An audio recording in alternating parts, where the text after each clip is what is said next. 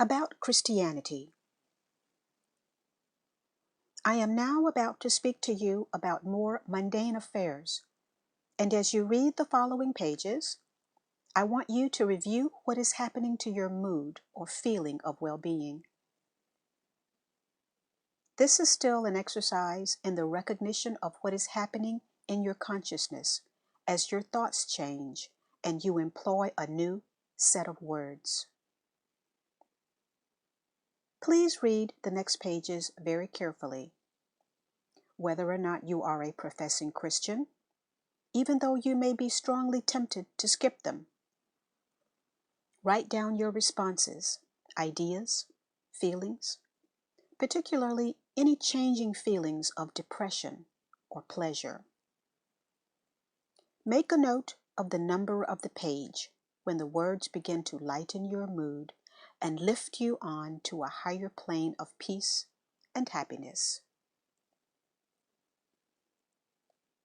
This is a most important exercise, for unless you do it, you will continue to read about consciousness forever, but will never reach a deep understanding how it is the basic energy of your existence, of matter, your body and environment, your life events, your moods, and your spiritual aspirations.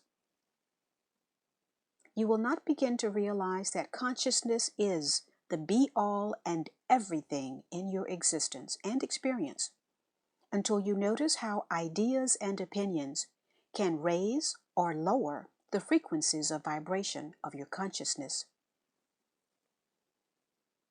I want you to become aware of the words you use in your daily lives, the quality of life they create for you, and the impact they make on others, either lifting their moods into peace and joy or leaving them depressed and depleted.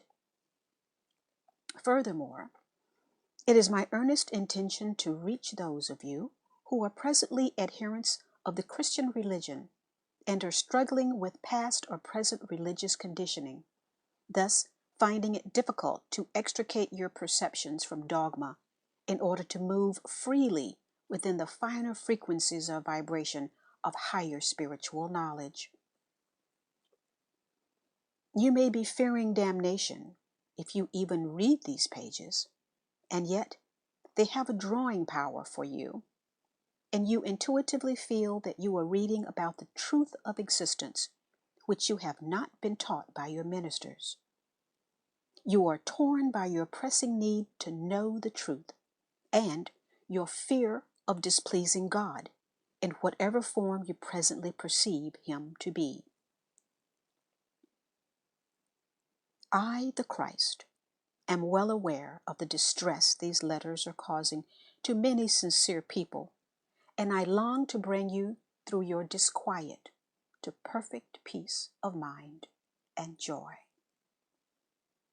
For this reason, it is an absolute necessity to first analyze your present beliefs and the origins of church doctrines before continuing to teach you the deeper truth about the nature of the universal and the nature of man himself.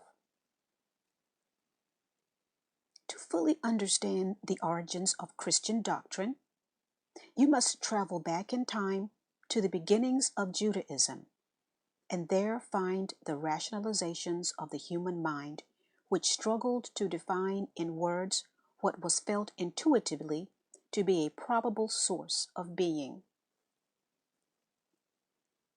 Those of you who are struggling to free yourselves of past myths and erroneous beliefs must now come to clearly perceive for yourselves and understand the fundamental difference between church belief and the true existence I am presently attempting to explain to you.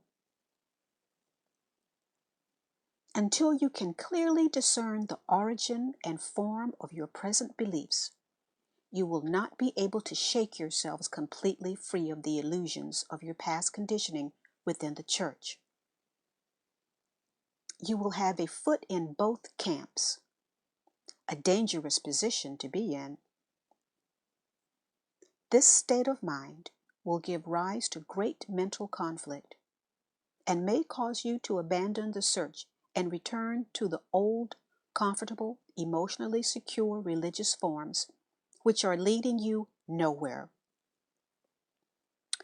So beware, and do not allow yourselves to be intimidated by threats of displeasing God and likely damnation.